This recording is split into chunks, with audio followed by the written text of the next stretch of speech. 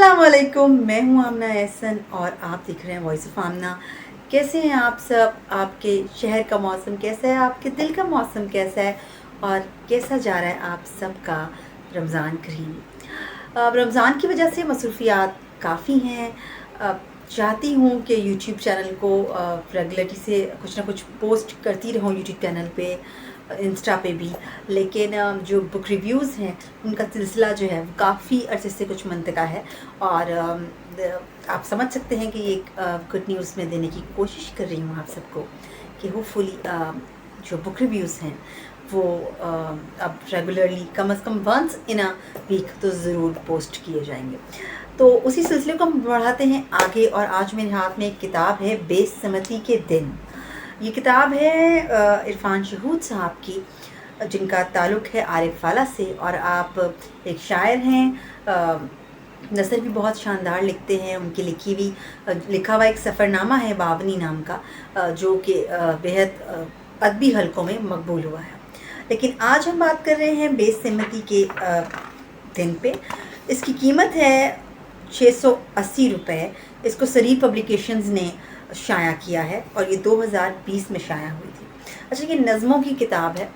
इस किताब की जो ख़ास बात है, जिसकी वजह से मैंने ये सोचा कि इसका रिव्यू देना चाहिए, मुझे बहुत अट्रैक्ट किया, जिस चीज़ ने मुझे अपनी तरफ खींचा, वो ये था कि जब हम कोई भी ऐसी नज़म, ऐसी नसर, ऐसा अफसाना कुछ पढ़ें जो हमारे इर्द गिर्द एक समा बांध दे, हम उसमें खो जाएं, तो वो बात इस किताब में, इसकी नज़मों में मौजूद है।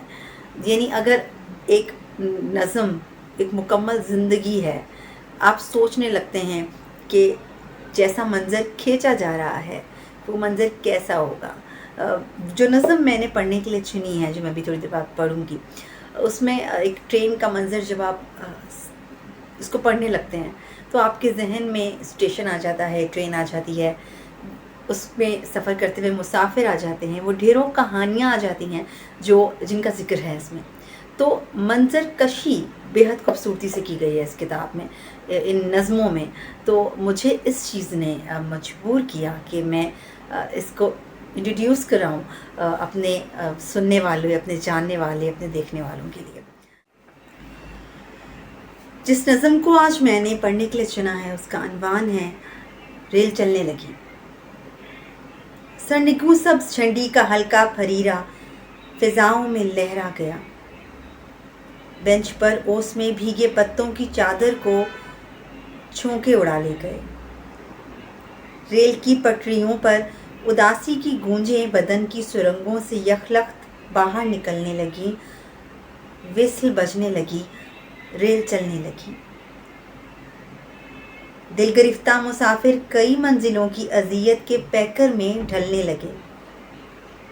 एक माँ ने दुआओं से लबरेज बोसों भरी थालियों को किसी जंग पर गामजन अपने बेटे की झोली में उल्टा दिया। एक औरत की छाती पे सदियों की ठहरी हुई उदासी के बेजान पहिए गुजरने लगे। 2 बरस के फरिश्ते के आंसू गिरे, विस्ल बजने लगी।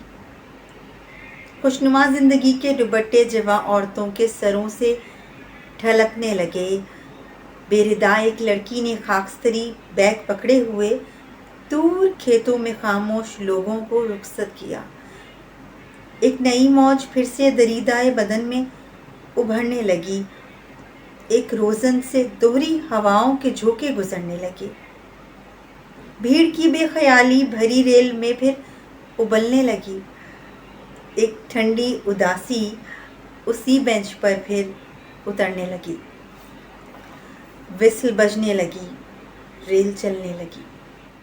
हम वजह इस किताब को और इसमें मौजूद नज़मों को, इरफान शहूद साहब के काम को पसंद करने की ये है कि मैं समझती हूँ कि जो लिटरेचर है वो बहुत ज़्यादा आपके माशरे का अक्स होना चाहिए।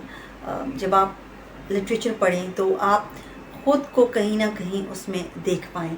और एक बहुत सारे ऐसे मौज़ूआत हैं जिनको, किसी एक को नहीं, बहुत सारे मौज़ूआत को इरफान शहूद साहब ने चुनने की कोशिश की है। फेमिनिज़म मैंने किसी ख़ातून की ऐसी नज़में कम पढ़ी हैं जैसी नज़में फ़ेमिनिज़्म के ऊपर, ख़वातीन की ज़िंदगी के ऊपर इन्होंने लिख दी हैं। वो औरत जिसकी शादी नहीं होती और उसकी उम्र गुज़र चुकी है, ढल रही है तेज़ी से। अगर कोई जो है वो बेटियों का बाप है या बेटियों की माँ है, बहुत खूबसूरत टॉपिक्स को चुना है। नेचर से बहुत खूबसूरत एक रिलेशनशिप है। आपको महसूस होगा, मैंने भी इरफान शहूद साहब से ये सवाल किया इस किताब को पढ़ के कि आप नेचर लवर हैं, क्या ऐसा है या सिर्फ किताब में लग रहा है? तो उन्होंने कहा कि ऐसा है। तो कहीं कहीं इस कदर खूबसूरत मंज़र खींचा गया है फितरत का कि आप जो हैं वो उस मंज़र से उसकी मोहब्बत में गिरफ़्तार हो जाएंगे काफ़ी हद तक। तो मेरा जो वर्डिक्ट है वो ये है कि पढ़नी चाहिए आपकी कलेक्शन में, आपकी लाइब्रेरी में।